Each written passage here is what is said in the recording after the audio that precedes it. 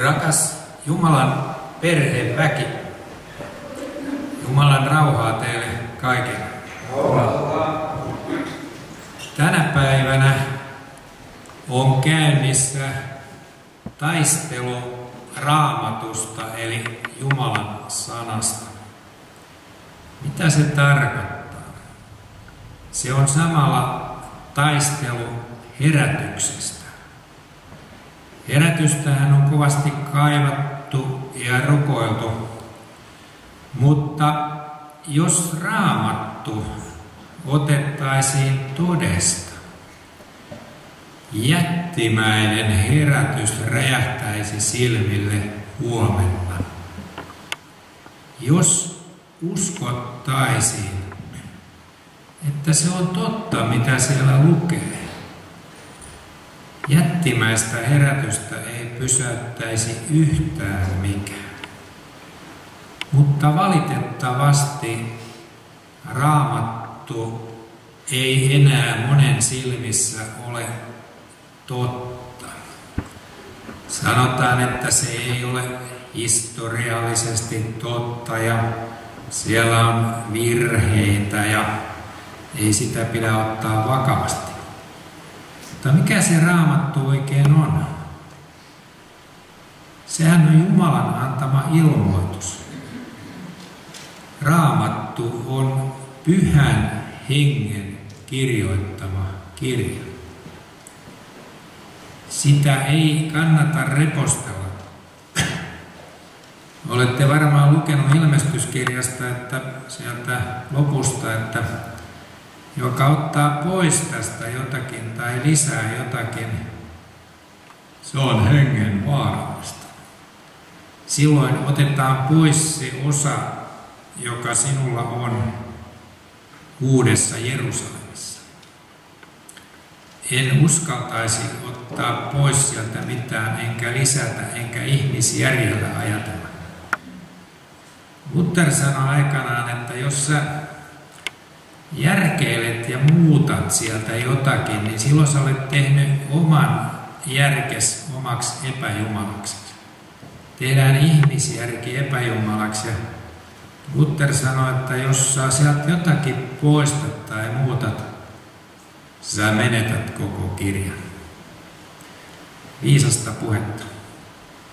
Jos Raamattu otettaisiin todesta, jättimäinen herätys räjähtäisi silmille huomenna. Raamatun rikki repiminen alkoi tuossa 1700-luvulla. Sinne asti kaikki uskoo, että se on totta.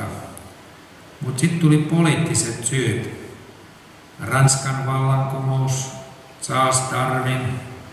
Haluttiin työntää Jumala syrjään pois häiritsemästä, että päästäisiin ryöstämään kehitysmaat ja tekemään sitä, mitä päähän pälkähtää.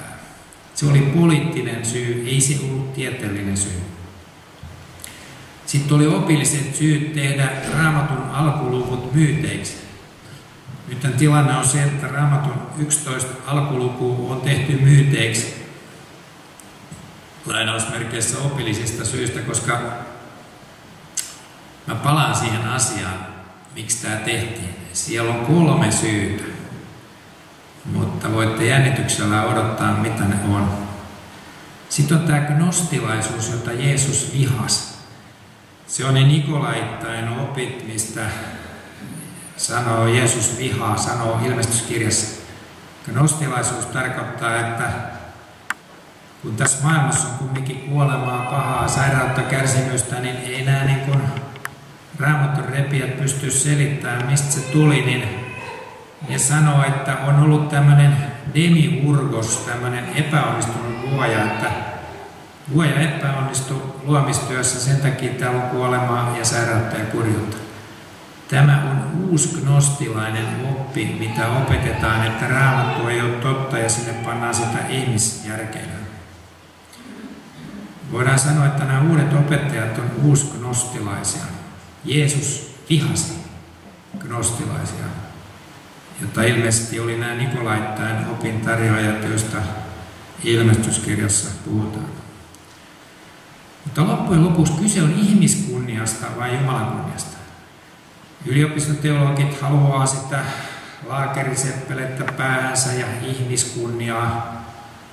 He siitä välittävät, mutta ei Jumalan kunniasta. Jumalan kunnia, se on se piskuinen pilkattu lauma kristittyjä, jotka ei ole monta jalosukuista eikä inhimillisesti viisasta eikä korkea-arvoista eikä oppinutta, vaan se, joka ei ole yhtään mitään, sen Jumala valitsi tiedäkseen mitättömäksi sen, joka jotain kuvittelee olevansa. Jeesus sanoi, että älä pelkää sinä piskuinen lauma, sillä Jumala on katsonut hyväksi antaa teille valtakunnan. Jokainen, joka kokee kristittynä halveksintaa, pilkkaa, syrjään työntämistä, niin ole iloinen siitä, koska se kertoo, että Kristus on sinussa ja maailma hyökkää sun kimppuus, koska Kristus on sinussa. Mehän ollaan kaikki koettu semmoista halveksintaa ja pilkkaa kristittyinä, mutta se kuuluu asiaan. Me olemme se piskuinen lauma. Mä oon tässä lukenut aika paljon Lutheria, nyt kun oli tämä uskonpuhdistuksen merkkivuosi, niin mä rupesin lukemaan Lutheria, joka tavallaan niin kuin puhdisti sen uskon erinäisistä väärinkäytöksistä. Mutta se on aika huimaa tekstiä. Luther oli aika suorapuheinen mies ja sanoi aika rajusti asioita, mutta mä hätkähdin, kun mä katsoin, mitä Luther kirjoitti omasta ajastaan. Luther kirjoitti, että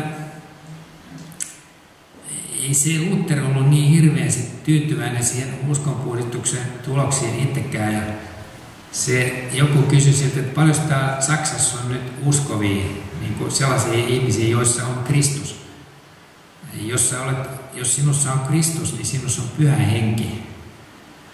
Jeesus sanoi, että hän lähtee pois täältä, kun kysyttiin, miksi sä lähdet täältä pois, niin sanoi, että ylösnousu Herra sanoi, että jos mä lähden pois, niin Pyhä Henki ei tule. Ja kun Jeesus lähti pois, niin muistatte, että siinä oli opetuslapset paikalla, niin Jeesus puhalsi opetuslapsiin, sanoi, ottakaa Pyhä Henki. Mutta mitä Luther sanoi siitä, niin Luther funderasi, että paljonko täällä on uskovia, niin ajatelkaa mitä Luther sanoi. Siihen aikaan ei ollut Darwinia eikä Ranskan vallankumousta eikä muuta, niin Luther sanoi, että mahtaisiko täällä Saksassa niin kuin yksi henkilö 10 000 olla tämmöinen uskova, jossa Kristus asuu, Pyhä Henki asuu. 1 10 000. Menisin pudota tuolilta. Mä laskin, että mitä se tarkoittaisi niin kuin Suomeen nähden, niin se tarkoittaa sitä, että Suomen piskuinen lauma olisi 500 henkilöä. Että ei suuria massoja ei tule. Eikä uskovat on aina ollut piskuinen lauma. Ne, jotka Herrassa vaeltaa, rakastaa totuutta, rakastaa Jeesusta ja tutkii hänen sanansa. Sitä on kysymys. Mä olen vähän vanhana teräksenlujana ateistina vähän kauhistunut siitä, kun mä olen huomannut, että valitettavasti ihmiset ei tutki eikä mieti Jumalan sanaa. Ja lääkärinä mä oon aina sanonut, että jos et sä tutki ja lue Jumalan sanaa, niin sä heität henkesi. Koska ihminen ei elä ainoastaan leivästä, vaan jokaisesta sanasta, mikä Jumalan suusta lähtee. Eli tehkää parannus ja lukekaa Raamattua ja tutkikaa sitä ja miettikää sitä, niin te huomaatte, miten se ravitsee. Mulla oli joskus aika, jolloin mä olin kiireinen lääkäri, hirveästi töitä ja mulla oli niin mukamassa aikaa lukea Raamattua. Mä huomasin, että mun rukouselämä kuivi kasaan. Sitten mä ajattelin, missä vikaa. Joku sanoi, luet sä Raamattua. Mä sanoin, että en mä ehdi.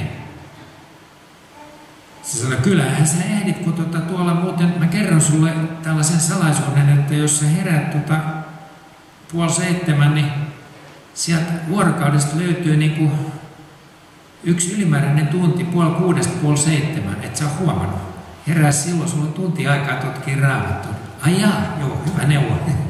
Aamuvartio, mä otan ja luen päivän sanan ja rukoilen siinä. Ja päivä rupesi menee paremmin. Rukoilin, että työssä menee kaikki hyvin ja se muutti asioita, että me siis niin kuin me syödään ruisleipää ja pysytään hengissä, tämä ruumis, maallinen maja, niin Meidän pitää lukea sitä sanaa, jotta se henki, Kristus, pyhä henki, joka meissä on, niin saa siitä niin kuin rakennustarvikkeita. Mutta me olemme pilkattu lauma. Nämä, jotka repii Raamatun, ne haluaa ihmiskunniaa. Ja jos moititaan, niin ei se haittaa. Mä olin vuonna 1987, kun Billy Graham kävi täällä, niin mä olin stadionilla järjestämässä ensiapua ja mä tapasin Billy Grahamin henkilökohtaisesti ja puristin sen miehen kättä, niin mäkin kuvittelen olevani isomies, mutta se vasta isomies olikin vaikuttava. Ja käden puristus oli niin kova, että nivelessä vieläkin tuntui. Billy Graham sanoi, että teillä on syytä huoleen, jos kaikki vaan kiittelee teitä, että älkää hämmästykö sitä, että tulee tätä vihaa, että jos kaikki kiittelee ja nyökyttelee ja ylistää, niin silloin on kyllä jotakin niin kuin pielessä. Eli julistus saa olla terävää, mutta totuutta. Mäkin mietin pitkään, mitä mä uskallan sanoa täällä, että pitääkö ottaa turvamies mukaan. Mutta sitten mä ajattelin, että täytyy nyt sitten sanoa se, minkä on saanut sydämelleen, että toivottavasti kukaan ei pahastu. Mä kirjoitin tuollaisen kirjan, joka julkaistiin pari kuukautta sitten, kun sukupolvi, joka hylkäsi Jeesuksen. Mulla on tuolla mukana muutamia kappaleita. Tämä perustuu siihen, että lääkäri Luukas kirjasi Luukkaan evankeliumia. Mä tykkään lukea lääkäri Luukkaan tekstiin, kun mä tiedän heti, että toi on muuten lääkärin kirjoittama toi juttu. Et siinä on se lääkärin ote, tarkkuus. Luukas sanoi, että tarkkaan tutkittua, niin kaiken kirjoitan tämän. Niin se on lääkärin todistus. Jeesus kirjasi ylös, kun fariseukset kysyi Jeesukselta vähän ivallisesti, että mikä se meininki on maailmassa silloin, kun sä tuut takaisin. Ja Jeesus sanoi 3 asiaa, jotka Luukas kirjasi ylös. Jeesus sanoi yllättäen, että tämä sukupolvi, silloin kun hän tulee takaisin, niin tämä sukupolvi hylkää minut. Näinhän se on. Mehän elämme luopumuksen keskellä. Jeesus sanoi yllättäen, että ei se ollutkaan mikään maailmanlaajuinen herätys, vaan Jeesus sanoi, kun hän tulee sukupolven keskelle, joka on hylännyt hänet. Erittäin merkittävä asia. Sitten Jeesus puhui Noan päivistä, mitä ne oli. Ihmisten kaikki ajatukset oli kaiken aikaa ainoastaan pahat ja maa oli saastunut asukkaidensa alla. Sehän on nykyään. Ja 3. asia, jonka Luukas kirjasi, jota muut evankelistat ei kirjannut, oli, että meininki on niin kuin Lootin päivinä, eli Sodoma ja Gomorra. Israelilaiset tutkijat tuossa muutama viikko sitten julkaisivat tutkimustuloksen alueelta, missä arvellaan, että Sodoma ja Gomorra oli sieltä Suolameren, eli Kuolleenmeren ympäristöstä. Ne sanoivat, että ne on löytänyt tämmöisiä palaneita rikkipalloja, jotka syntyy vain yhtä kovassa kuumuudessa kuin mitä on auringon pinnalla. Tämä on poikkeuksellista, että tällä alueella on ollut hirvittävä luonnon tapahtuma, jossa on ollut auringon pintaan verrattava kuumuus, koska mikään muu ei synnytä tämmöisiä rikkipalloja. Siis juutalaiset maallistuneet tutkijat totesivat, että Sodoma ja Gomorran alueella on todella ollut tulta ja tulikiveä, niin kuin Raamatussa sanotaan. Aika huima juttu. Kirjoitin tästä blogissani, jota on tuossa luominen.fi-sivulla. Että ajankohtaista on nyt nämä Jeesuksen sanat, jotka lääkäri Luukas kirjasi Luukkaan evankeliumiin. Mutta nyt mä haluan painottaa sitä, että mistä tämä luopumus johtuu. Mikä on seurakuntien syöpä? Mä lääkärinä käytän tuollaista termiä kuin syöpä. Seurakuntia jäytää syöpätauti.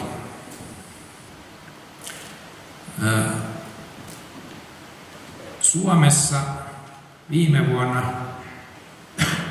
yli 60 000 henkilöä jätti seurakunnat. Aika iso luku. Suomessa alle 30-vuotiaista hädin tuskin 10% uskoo enää että Raamattu on totta ja Jumalan sana. Vain 1/3 niin sanotuista uskovista, eli seurakunnan jäsenistä, uskoo enää ylösnousemukseen. Tämä on yhdessä sukupolvessa puolittunut tämä luku. Noin 70% 30%, siis nopeasti. Jos et sä usko ylösnousemukseen, turha on sinun uskosi, sanoo Paavali. Nämä muutokset on olleet nopeita. Me elämme luopuneessa Suomessa. Tämä Suomi on oikeastaan täys pakanamaa. Muistan, kun Ugandan piispa Festo Kivengere kävi täällä puhumassa, siitä on jo aikaa 20 vuotta, mä olin Festo kuuntelemassa, niin se oli hauska mies ja se tiesi kyllä, mitä uskon taistelu on, koska Idi Amin koitti nitistää sen ja se kertoi, miten se pakeni vuorten yli Idi Aminiin. Festo sanoi oltuaan pari päivää Suomessa, niin se sanoi, että Ugandan musta piispa, niin sanoi, että tämähän on ihan hirveä pakanamaa tää Suomi, täytyy äkkiä lähettää tänne vähän. Se heti huomasi sen, kun se tuli Afrikasta, missä uskovat joutuu kamppailemaan. Tämä hyvinvointi on tappanut täältä kristinuskon täältä Suomesta. Nämä on nopeita nämä muutokset. Me elämme luopuneessa rappioyhteiskunnassa. Oletko huomannut, että tämä on rappioyhteiskunta? Tämä on tullut äkkiä parissa vuodessa. Tässä on tapahtunut niin kuin entiselle sammakolle, joka ei huomannut hypätä pois pannulta, joka kuumenee. Billy Graham kertoi tämän silloin vuonna 1987 stadionilla, että me ollaan vähän niin kuin sammakoita paistinpannulla, joka kuumenee.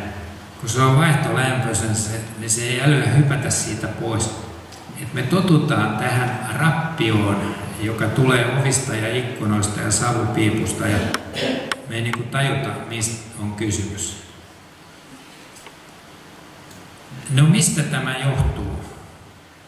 Tämä oli aika jännä tuossa pari viikkoa sitten, niin kun tuli julki tämä luku, että 60 000 suomalaista on eronnut luterilaisesta kirkosta, niin sitä sitten ihmeteltiin ja arkkipiispa fundeerasi siinä radiossa, että emme ole löytäneet vielä sitä viisasten kiveä. Kas kummaa, mitä viisasten kiveä? Sehän on Kristus, joka pitäisi löytää. Me emme tiedä, mitä tämmöisiä puhuu. Eikö hän ole löytänyt sitä viisasten kiveä? No mä en halua olla ilkeä, mutta mä hämmästyn. No sit siellä kun kirkon tutkija niin kun onneksi sanoi totuuden, en tiedä vahingossako se lipsahti vai muuta, mutta kerrankin tuli totuus, niin se sanoi tämmöisen viisauden, että se, että 60 000 lähti kirkosta, johtuu siitä, että nämä ei enää usko Jumalaan. Sanotaan, että juu, nyt sä sanoit sen, mikä pitikin sanoa. Eli tilanne on se, että ihmiset ei enää usko Raamatun Jumalaan. Mä alleviivasin tuon Raamatun Jumalan. Kyllähän niillä jumalia on. Metsä on minun jumalani tai hindut on minun jumalani. Hindujen lähetystyö on todella tehokasta ja ne on valottanut Suomen joogalla. Tiesittekö, että Suomi on maailman eniten joogaava maa? Mindfulness-buddhismi. Tästä syystä mä kirjoitin tuommoisen kirjan kuin Noituuden paluu jo 20 vuotta sitten ja otettiin siitä uusi painos, missä käsitellään mindfulnessia, joka on peiten nimi buddhismille. Se on joka paikkaan tunkeutunut. Ettei se niin kuin usko yliluonnolliseen ole mihinkään kadonnut. Päinvastoin se lisääntyy, mutta Raamatun Jumalaan ei uskota. Mutta uskotaan niin kuin itse haluaa. Se on sellainen valintatalo-uskonto. Tosin valintatalo meni äskettäin konkurssiin, mutta se tarkoittaa sitä, että mennään vaikka tuonne isoon, onko se nyt mikäs keskisen myymälä sinne ja valitaan sitä hyllyltä semmoinen itselleen sopiva uskonto, mikä on kiva. Ihmiset sanoo niin kuin olevansa etsijöitä, että me etsimme. En mä tiedä, mitä ne etsii semmoista uskontoa, joka heille sopii, missä ei ole pahennusta eikä syntiä eikä tarvitse tehdä parannusta, vaan ollaan niin kuin jumalia ja muututaan tuollaisiksi jumalallisiksi mietiskelijöiksi. No Raamatun arvovalta on tuhottu. Se on tuhottu ja se on tehty tämmöisellä tee se itse menetelmällä vielä kaiken lisäksi. Tästä on kysymys. Jos Raamattu ei ole enää mitään, niin sitten mikään ei ole enää mitään.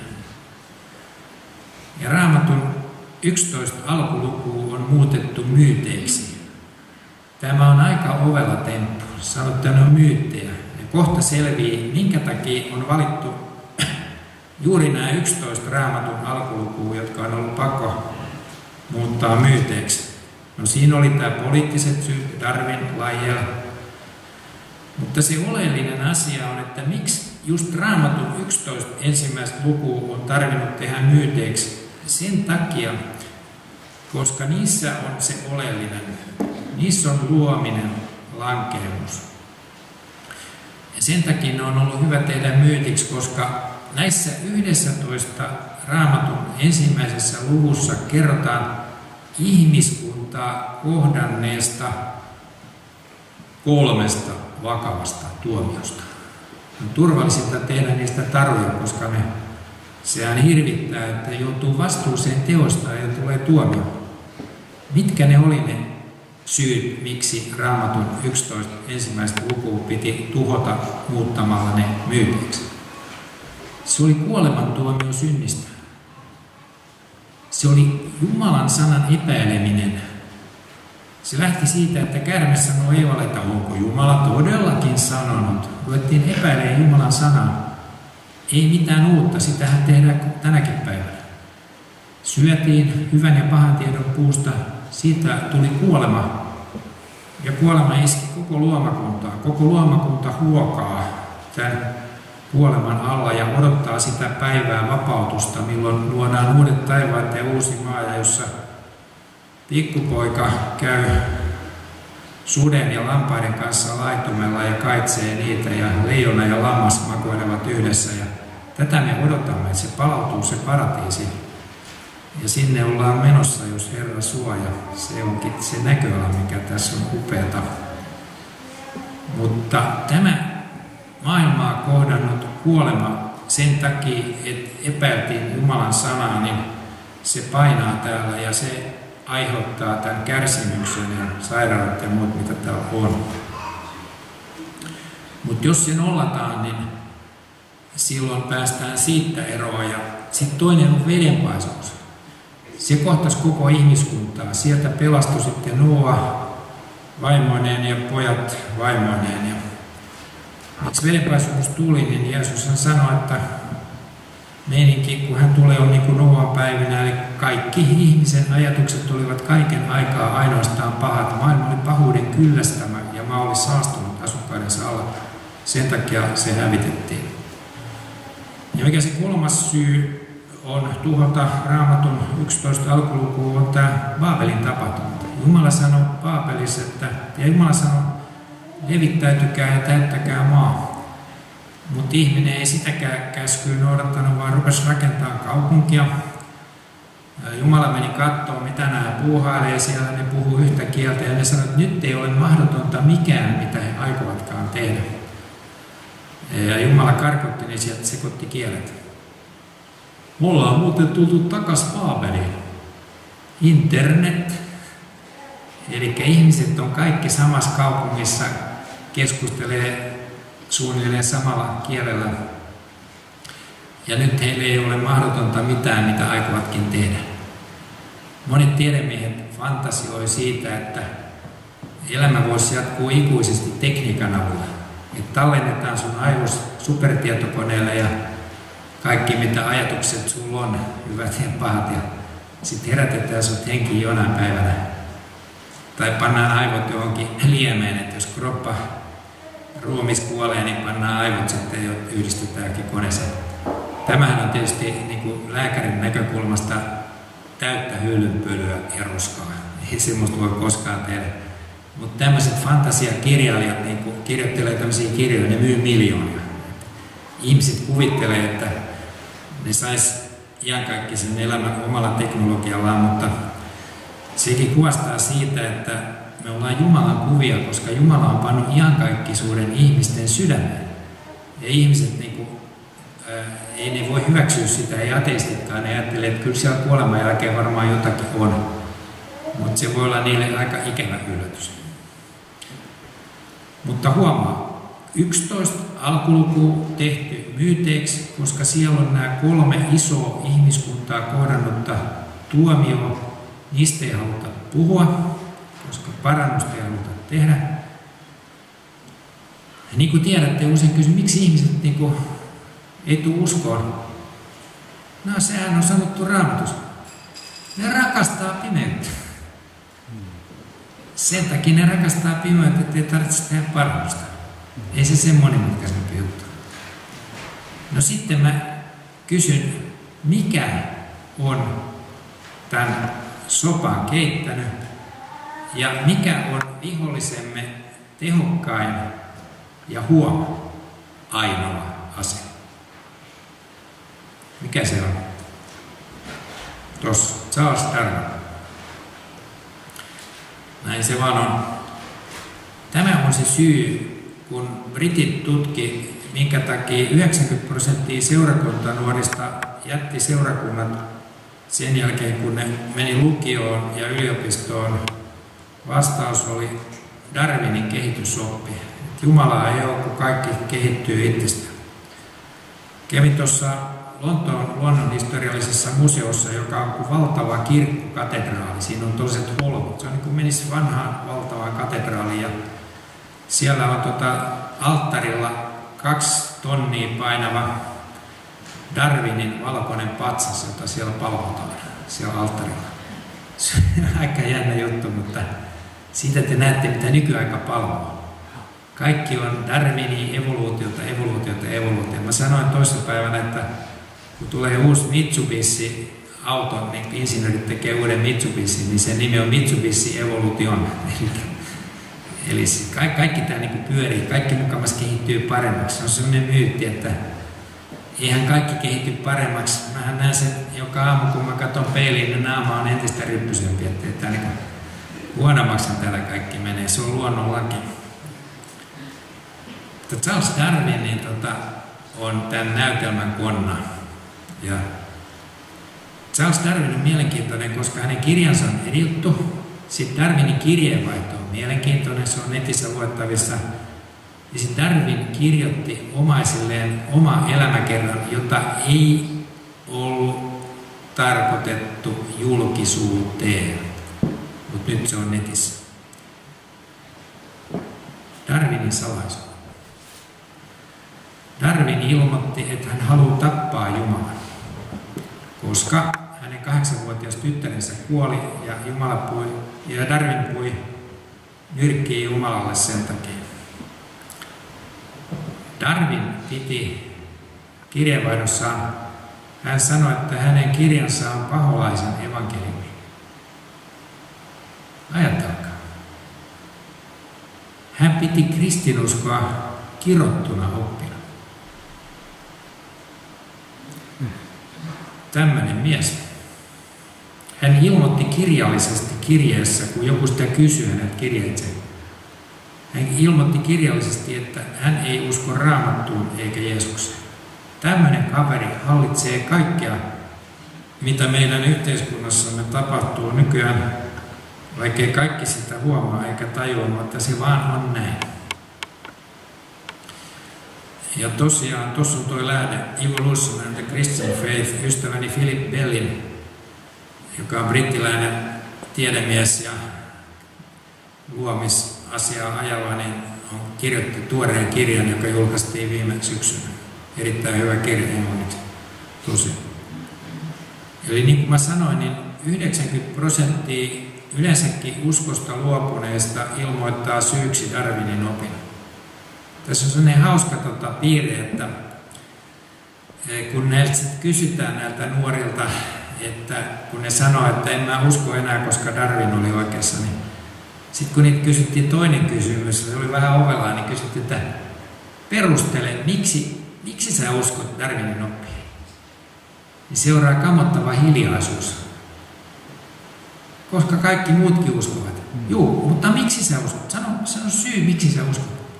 No sieltä tulee sitten jotain semmoista, että ihmisen ja simpanssin ero on 1% tai jotain muuta humpuukin, joka on vale. Ei ne itsekään tiedä, miksi ne uskoo, että menee lauman mukana. Koska Darwinin oppi on väärä, se on selvä homma nykyään, siitä puhuin toissapäivänä ja eilen, niin ei siihen kannata uskoa, koska Darwinin oppi, se on epätieteellistä. Mulla on tuolla kirja, josta se selviää kysymyksiä ja vastauksia luomisesta. Kirja, jonka käänsimme suomeksi, sitä on myyty maailmassa yli 500 000 kappaletta uskoville, ja se selittää, minkä takia Darwinin usko on epätieteellistä. Mutta nyt tuli se kohta tässä puheessa, jolloin mä tarvitsen varmaan niin kuin turvamiestä. Just täällä joku suuttuu, niin joku voi ilmoittautua turvamieheksi. Nyt mä sanon jotakin, mikä ehkä herättää kritiikkiä, mutta se oli tarkoituskin. Suomi 2019. 90% saarnaajista kannattaa Darwinin oppia. Näin se muuten on. Tämä aiheuttaa kyyneliä vanhalle kovalle ateistille, kuten minä. Mä olen tästä erittäin pahoillani, mutta näin se näyttää olevan. Darwin näyttää monille olevan tärkeämpi profeetta kuin Kristus. Ja nämä darwinistiset kristityt käännyttävät ihmisiä polvistumaan Darwinin jalkojen juureen ennen näkemättömällä vimmalla. Heidän käännytystyönsä on niin aktiivista, että se hämmästyttää, ikään kuin joku ajaisi heitä tähän. Ja niin sanotut evankeliset kristitytkin on jo lähes 100% lumottu. Mä kierrän sen verran paljon seurakunnissa, että tämä perustuu ihan kokemukseen. Että aina kun mä puhun siitä, että Raamattu on muuten totta, niin aina tulee lunta tupaan. Ja pakko tästä on puhua, koska tämä on suurin herätyksen este. Ja tästä on seurannut Raamatun tuho ja niin sanottu valetiede. Opetetaan valhetta tieteenä. Eli niin kuin sanoin, niin kun ihmisviisaus asetetaan Jumalan ilmoituksen yläpuolelle, silloin kyseessä on Jumalan pilkkaaminen. Ja tulos tästä on tämä teistinen evoluutio, joka on paholaisen tehokkain työkalu. Tämä sen takia, että evoluutio on valetta, ja sitten kun se sanotaan saarnastuolista, että se olisi mukavasti totta, rakennetaan semmoinen Berliinin muuri tai rautaesirippu niin kuin uskoon tulon esteeksi. Mä sanon tämän suoraan, koska mä olen tätä mieltä. Ja mä perustelen sen kohta. Eräs perustelu on professori Jacques Monod, ranskalainen johtava ateisti, joka oli viksu mies. Se sai Nobel-palkinnon biokemiasta. Jacques Monod, mä oon itse asunut 7 vuotta Ranskassa, mä pidän Jacques Monodsta, koska se oli teräkseluja ateisti niin kuin minäkin aikanaan. Mutta se mitä hän sanoi, ja mä toivon näkeväni Jacques Monodin taivaassa, koska Jacques Monod sanoi näin: on täysin järjetöntä uskoa elävän solun syntyneen sattumalta. Mutta kuitenkin uskon niin, koska minulla ei ole muuta mahdollisuutta, kun oli ateisti. Ja minkä takia Jacques Monod oli ateisti, niin hän sanoi näin, että hän ei voi ymmärtää semmoisia kristittyjä, jotka katsoo, että Jumala olisi luonut ihmisen tappamalla huonoja prototyyppejä 3,5 miljardia vuotta saadakseen aikaan ihmisen. Semmoinen Jumala ei sitä voi rukoilla, joka tappaa ja tuhoaa ja tuhlailee ja tekee tämmöistä. Käyttää 3,5 miljardia vuotta eli evoluution luodakseen ihminen, niin ei kiitos. Ja mistä tämä johtuu, niin Ranskan silloinen katolinen kirkko opettaa se edelleenkin näin. Katolinen kirkko ja tämä usko teistiseen evoluutioon esti sen, että Jacques Monod olisi löytänyt Kristuksen. Näin mä puhun sen. Rehellinen mies. Hän sanoi evoluution mahdottomaksi. Hän sanoi, että olisi täysin järjetöntä ajatella, että elämä syntyisi jostakin hiekkakasasta tai jostakin lienestä. Se on totta. Ja hän tiesi, mitä hän puhuu, koska hän oli biokemian nobelisti. Tämmöisen kanssa me ollaan tekemisissä. Suomalaiset papit ja piispat menee tuonne Vatikaaniin, siellä on niin lihatiskillä sellainen lappujono, ne jonotetaan lappuja ja pääsee kumartamaan paavia, joka edustaa tämmöistä karanneita harhaoppia. No mitä Raamattu? Mooses, profeetat, Jeesus, apostolit ja Uuden testamentin kirjoittajat uskoivat, että Raamatun 11 alkulukua ovat historian kuvausta ja siellä mainitut ihmiset todellisia henkilöitä. Mitä me ollaan asettuneita vastaan? Jos luet Raamattua, mitä mä toivon ja rukoilen, että saat semmoisen Raamattu-herätyksen, että luet sitä, niin sä huomaat, että luomisesta, lankemuksesta, vedenpaisumuksesta, näistä asioista, mitkä on muutettu myytiksi, Raamatussa puhutaan lähes 400 kertaa. Se on keskeinen teema Raamatussa. Et sä voi hylätä niitä. Sen jälkeen sä et ymmärrä ollenkaan, miksi täällä on kuolemaa, sairauksia, kärsimystä, jos et sä ota sitä todesta. Totta kai Raamattu on totta. Kaikki nämä usko, että Raamatun 11 alkuluku on totta, historiaa ja ne ihmiset on todellisia henkilöitä. Jeesus sanoi, että ettekö ole lukeneet? Jeesus sanoi, ettekö ole lukeneet, että luoja jo alussa loi heidät mieheksi ja naiseksi. Eli heti alussa luomisviikon lopussa luotiin mies ja nainen. Heti alussa. Jeesus sanoi näin. Mikä mä oon sanoa, että Jeesus valehteli? Ettekö ole lukeneet, että luoja loi? Kuka se luoja oli? Se oli Jeesus. Jeesuksen kautta kaikki on luota, ilman häntä ei ole luotu mitään, niin kuin Uuden testamentin luomiskertomuksessa Johanneksen evankeliumin 1. luvussa sanotaan. Jeesus oli luoja. Jeesuksen persoona, armoa ja totuutta ei sovi sellaiseksi, että hän olisi murhannut 3,5 miljardia vuotta tehdäkseen ihmisen. Ei ikinä. Sen takia Jacques Monod ei voinut tulla uskoon, kun katolinen kirkko opetti tätä teistisen evoluution harhaa. Tässä on teistisen evoluution mädät hedelmät. Mä löysin 11. Nyt tämä on tärkeää, koska nyt te ymmärrätte, miksi semmoinen Darwinin evoluution ja kristinuskon yhdistäminen tuottaa mätiä hedelmiä. Ensinnäkin Jumalan luonne, siis Jeesuksen luonne, joka oli täynnä armoa ja totuutta, vääristeltään murhaajaksi. Eli jos tämä on totta, niin Jeesus on murhaaja.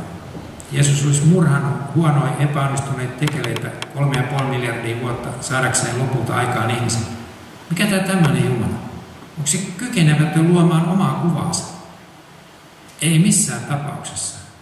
Richard Dawkins, joka on maailman johtava ateismin apostoli, on parhaillaan kirjoittamassa kirjaa lapsille, jossa hän väittää, että hän osoittaa siinä lastenkirjassaan, että Jeesus on murhaaja. Tällä perusteella tietysti. Mä pelkään sitä kirjaa siinä mielessä, että kun se ilmestyy englanniksi, niin se on huomenna käännetty suomeksi. Ja se varmaan on pakollista lukemista sitten joka koulussa, koska koulussa Suomessa tänä päivänä ei saa opettaa tunnustuksellista uskoa, mutta siellä opetetaan tunnustuksellista ateismia joka tuutista. Virsiä ei saa laulaa, ruokarukoukset muutettu ruokaloroiksi ja niin poispäin. Näin on käynyt. Mitä muita mätiä hedelmiä tulee? Jeesuksen sanoihin ei uskota. Olisiko Jeesus ole valehtelija? Teologiset tiedekunnat opettavat virallisesti, että Vanhassa testamentissa ei ole ainoatakaan viittausta Jeesukseen. Mitä Jeesus tähän sanoo? Emmauksen tiellä Jeesus käveli 2 kaverin kanssa. Ylösnoussut Jeesus, hän kertoi, mitä kaikkea hänestä sanotaan Mooseksessa, profeetoissa ja psalmeissa. Jeesus sanoi, että mitä hänestä sanotaan siellä. Sitten teologinen tiedekunta opettaa, että siellä ei ole yhtään viittausta Jeesukseen, niin Mielestäni tässä on ongelma. Sitten tulee semmoisia saarnamiehiä sieltä, jotka opettaa tämmöistä. Mitä muita mätiä hedelmiä? Pahuuden ongelma muuttuu ratkaisemattomaksi. Jos me emme usko syntiinlankeemukseen, mistä se pahuus sitten tuli? Meneekö se Jumalan piikkiin? Niin. Meneekö se Jumalan piikkiin? Kun se on nyt mennyt ihmisen piikkiin. Kun ihminen ei uskonut Jumalan sanaa, Jumala sanoi, että älä syö tuosta puusta. Käärme sanoi, että onko Jumala todellakin sanonut. Epäiltiin Jumalan sanaa. Ei se sen kummempi. Eihän tämä muuta tehdäkään nykyään Suomessa, kun epäillään Jumalan sanaa. Ei mikään muutu. Sama ongelma. Mutta jos me uskotaan tuohon teistiseen evoluutioon, niin silloin pahuuden ongelma muuttuu ratkaisemattomaksi ja se menee Jumalan piikkiin. No ihmisen asema Jumalan kuvana hämärtyy. Olisiko Jumala puhaltanut henkeään johonkin päivitettyyn apinaan? Ei tietenkään. Silloinhan Jeesus on sukulunasta ja olisiko hän tullut lunastaan kaikki apinatkin. Tämä teologia tuhoutuu. Evoluutio on valhetiedettä, naurettavaa tiedettä ja lisäksi se tuhoaa teologiaa. Meillä on tämmöisiä uusgnostilaisia opettajia, tohtoreita ja teologian professoreita. Mä en viittis sanoa mitään nimiä, mutta ne opettaa silleen, yksi opettaa, että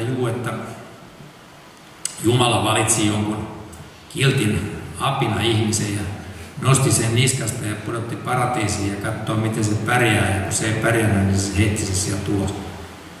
En mä nyt Raamatusta niin ole löytänyt tämmöistä kohtaa. Mutta tällaista ne niin opettaa tieteen arvoalalla. On tää niin järkyttävää. Mä oon tästä kirjoittanut tuossa kirjassa Sukupolvi, joka hylkäsi Jeesuksen, niin vähän tästä opetuksesta. Ja mä sanon suoraan, että se mitä nämä saarnaajat, opettajat, teologiset tiedekunnat, se on uusgnostilaista karmeita harhaoppia, joka vie ihmiset täysin pimeään. No, jos me tuhotaan tuo Raamatun 11 alkulukuun, niin silloin me luovutaan perisynnin opista, niin mihin me sitten lunastajaa tarvitaan? Jos ei ole syntiä, niin mihin sitä synnestä pelastajaa tarvitaan? Tämähän on ihan naurettava. Eli Raamatun ilmoitus kuoleman alkuperäistä torjutaan. Mehän tiedämme, että kuolema tuli, kun ihminen epäili Jumalan sanaa ja rangaistukseksi tuli kuolema ja koko luomakunnan rappio. Niin tässähän kuolemasta tehdään ystävä. Se ei olekaan vihollisista viimeinen, vaan ystävä ja kuolemasta tehdään luomisen työkalu. Te ymmärrätte, miten hölmöön me ajaudutaan, jos me uskotaan tämmöiseen teistiseen evoluutioon. Te ymmärrätte, miten vaarallinen harhaoppi se on. Evankeliumin perustusta horjutetaan. Viimeinen Aadam, se oli Kristus, ensimmäinen Aadam lankesi syntiin. Koko tämä Raamatun punainen lanka niin kuin katkee. Viimeinen Aadam mitätöidään. Se on siellä Korinttilaiskirjan 15. luvussa selitetään, mitä tämä tarkoittaa.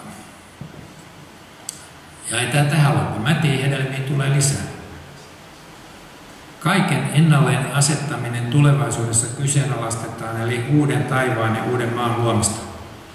Ajattelin, jos Jumalalta niin kuin näiden teististen evoluutioistien mukaan meni 4 miljardia vuotta tämän maailman rakentamiseen, niin kun Jumala ilmoittaa Jesajassa, että minä luon uudet taivaat ja uuden maan, niin meneekö siihenkin sitten 4 miljardia vuotta?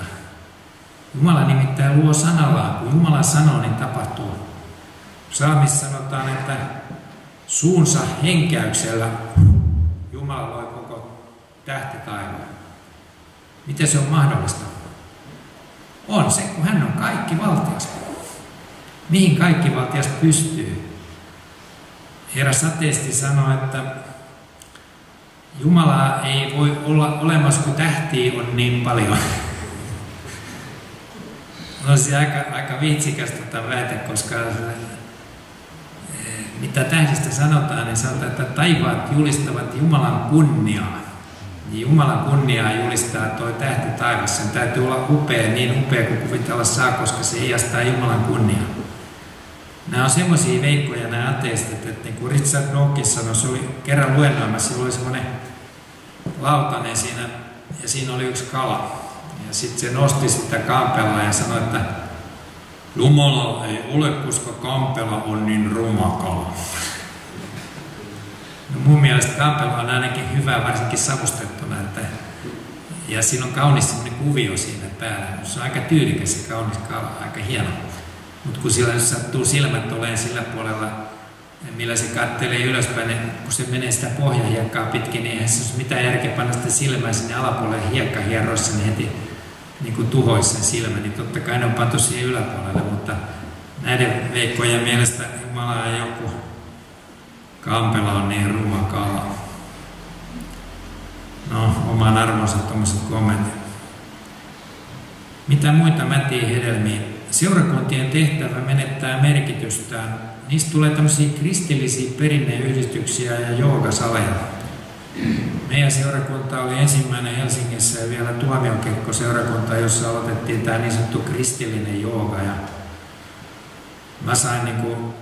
mä puoltin päreeni suoraan sanoen. Mä sanoin, että mitä tämä on.